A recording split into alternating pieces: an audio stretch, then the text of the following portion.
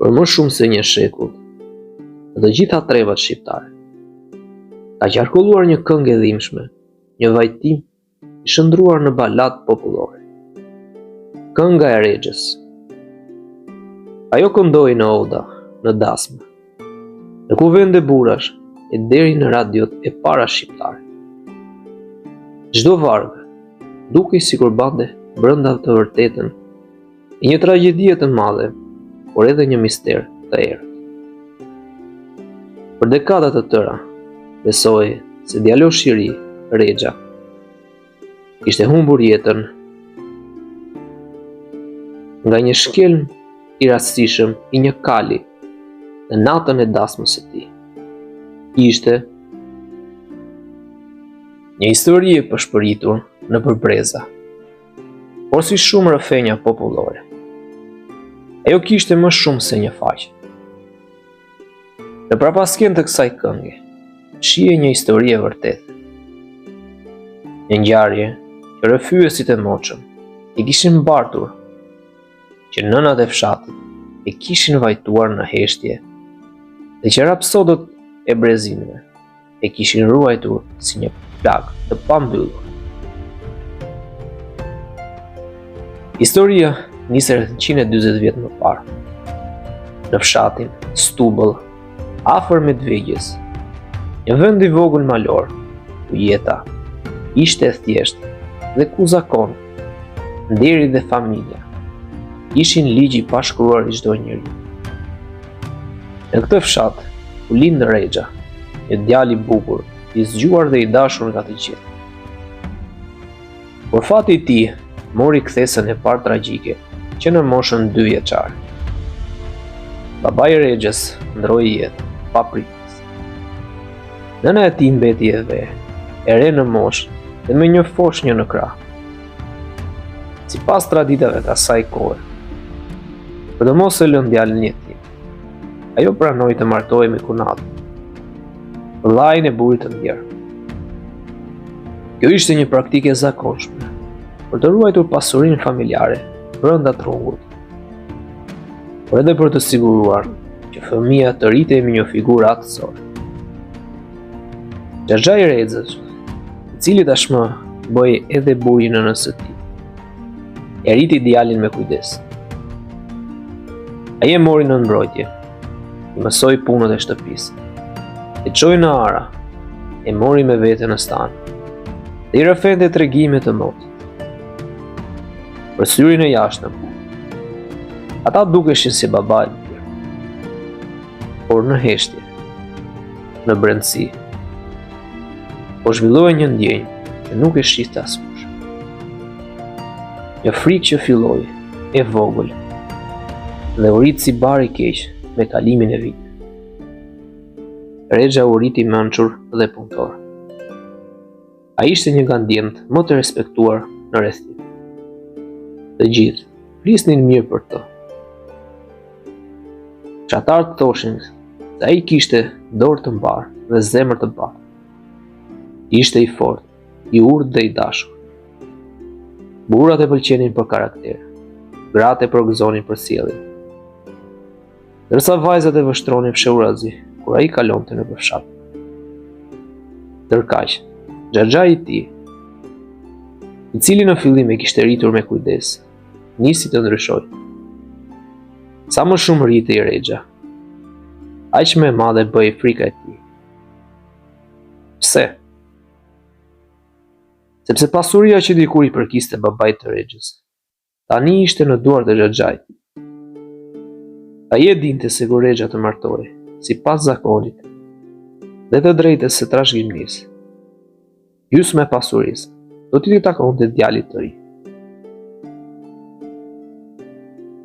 Kjo nuk i pëlqente as pak. Dhe kështu, ndërsa Rexha rritej, Xhaxha i filloi ta shikonte me sy tjetër. Jo si djalin që e kishte rritur, por si dikë që po i paafroi pasurisë së tij. Njerëzit e fshatit nuk e kuptonin këtë ndryshim. Të brendshëm, sepse xhaxhai e mbante të fshehtë. Ai buzëqeshte, punonte, pinte kafe me burrat e fshatit. Por brenda tij, tashmë, ishte duke ndërtuar një urrëtie heshtur, një zili e ftohtë, një frikë. Një ditë do të kthehej në tragjedi. Por Rexha arriti moshën e martesës. Xhaxhai vetë i gjeti një nuse. Vajza ishte e mirë, e bukur, dhe ardhur nga një familje e nderuar shqiptare. Fshati u gëzua, sepse Rexha e meritonte një festë të madhe. Dhe ashtu u bë. Filluan përgatitjet e dasmës. Gratë e fshatit bën bukë të pjekur në saqe për 3 ditë radhas. Burrat ternin bagti dhe sillnin verë të mirë. Muzikantët varën çiftelit dhe përgatiten këngë që do të tingullonin për gjatë natës. Rodat e burrave u bën kuvende dhe u folën fjalë të mira për djalin që po martohej. Rexha atë ditë të shkëlqen. I veshur me petkat më të mira. Ai dukej si djali i dal nga legjenda. Askush nuk e mendonte se ajo ditë e bardhë do të kthehej në ditën e fundit të jetës së tij. Ndërsa fshati festonte. Xhaxhai i Rexhës qëndronte i heshtur. Ai nuk qeshte, nuk gëzoi, nuk pinte. Mendja e tij ishte rrëzjarë. Po bëi realitet ajo që kishte friksuar prej vitesh. Martesa do të sillte ndarjen e pasurisë. Dhe atë natë, frika u kthye në vend. Në mes të gëzimit, në mes të muzikës dhe valleve, Xhaxhai u afrua Rexhës dhe i tha: "Hajde, djalë, të shkojmë me i pak kuajt. Duhet me ju çuë ushqim, se janë lot prej grupës." Rexha nuk dyshoi asgjë. E kishte besuar gjithë jetën, kishte ngrënë bukën e tij, kishte fjetur në çatinë e tij, kishte punuar tokën e tij. E ndoqi me krenari, me buzëqeshje, pa e ditur se po ecte drejt vdekjes. Stalla ku mbaheshin kuajt ishte e qetë dhe e errët. Vetëm zhurma e lehtë e ushqimit që lëvizte në thundrat e kafshëve ndihej në mbrëmje. Aty mes heshtjes, Xhaxhai e vrau Rexhën në pabesi në mënyrë tinzare. Urimet e quajnë këtë akt mizor dhe të kryer me qërëllim të ftohtë. Ai e la trupin e tij të rrëzuar në grasht, ashtu si një shtend të pashpresë, dhe u kthye në dasëm, duke qarë me zë të lartë. Ku çka u ba? Shkoi Rexha me u kujtes për kuajt. E njëri prej tyne e ka qit një shqelm dhe e ka lënë të dekur në vetë. Njerëzit u tronditën. Gratë nisën vajtimin. Burrat u ngritën me nxitim për të parë çfarë kishte ndodhur. Aty gjetën trupin e Rexhës të shtrirë në grashdinë e kalit. Dhe asnjë prej tyre nuk dyshoi te Xhaxhai. Askush nuk e mendoi se vrasësi mund të ishte njeriu që e kishte rritur. Në atë kohë, fjala e burrit të shtëpisë ishte ligj. Dhe kështu, ai u hodh kalit. Dita që duhet të ishte më e bukur e jetës së Rexhës, kthye në ditën e parimit të tij. Nëna e tij u thye në shpirt. Bai i saj i gjatë ja honte në fshat.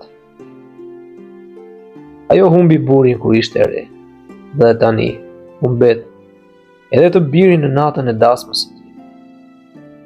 Fshati u mbush me dhimbje. Por e vërteta, ajo që kishte ndodhur realisht, mbeti e fshehur, e varrosur bashkë me trupin e Rexhës. Vitet kaluan. Xhaxhai vazhdoi jetën, dhe askush nuk ja vuri në dyshim rastësinë tragjike. Vetëm pasi ai vetë ndroi jetë. Çarjet e heshtjes nisën të duken. Nëna e Rexhës era skapitur nga dhimbja dhe e shpërfituar nga humbjet. Tregoi të vërtetën që kishte mbajtur për vite. Se Rexhën i kishte vrarë vetë xhaxhai i tij. Në të vërtetë, ajo ja kishte rrëfyer, vetëm pas vdekjes së burrit të dytë, vrasësit të djalit të saj. Të dëshmiu për hap në fshat, pastaj në familje të tjera. Dhe përfundimisht, u ruajt nga qamili i vogël dhe rapsot të tjera, që e kënduan më vonë baladën e Rexhës. Kënga e Rexhës u bor hap në të gjithë viset shqiptare. Rapsodët e kohës këndonin me mall, por duke bazuar në versionin e re, atë që xhaxhai kishte shpikur për të maskuar krimin. Kështu për dekada, shqiptarët besuan se Rexha kishte vdekur nga shkelmi i një kali. Vetëm studimet e vëmvonshme, si ato të Demir Krasniq, zorën në pa versionin origjinal të ngjarjes. Ai teston se familja e qamilit të vogël e shpërngurur nga stum bëlla në Gjakov kishte ruajtur kujtimet e të vërtetës. Pastaj, prezat e rapsodëve e ringjallën historinë dhe e sollën deri te studiuesit e sot. Historia e Rexhës nuk është thjesht një këngë. Ajo është një nga ato ngjarjet që shpalosin thellësinë e shpirtit shqiptar.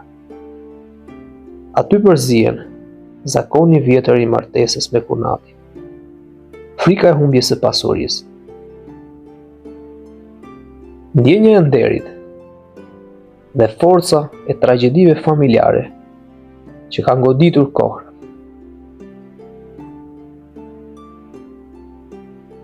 Nëpërmjet kësaj historie, mund të shihet një realitet i ashpër i shoqërisë së ateshme.